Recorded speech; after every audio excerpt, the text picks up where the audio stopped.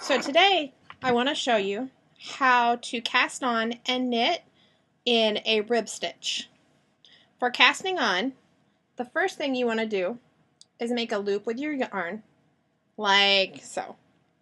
Then you're going to grab this strand here and pull through.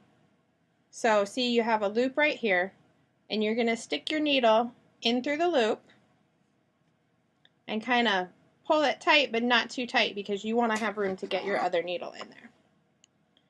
Then to start casting on, you're going to stick your other needle in like that, and you just wrap the yarn around your needle and pull it through like so, and then you're going to just bring it over and slip it onto that first needle. So you're going to keep doing that for a few stitches. And when you're doing a rib, you want to have an even number of stitches so that you always end on the opposite of what you're going to begin your next row on. So just for illustration purposes, I am going to do, let's say, about 10 stitches. So I've got my 10 stitches on my needle here. You can see them right here.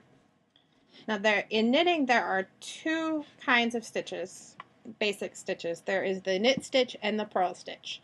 And the way that you make a rib pattern is you alternate which kind of stitch you want, which kind of stitch you're using. To do a knit stitch, you're going to slip your yarn into the front of the loop just like you did when you were casting on, except instead of pulling that loop onto the opposite needle, you're going to pull the next loop off of your main needle like that. To purl, you're going to bring your yarn in front and you're going to go the other way like this in front, and then you're going to wrap your stitch around like so. And then you just kind of repeat the process, alternating your knits and your purls until you reach the end of the row, like so.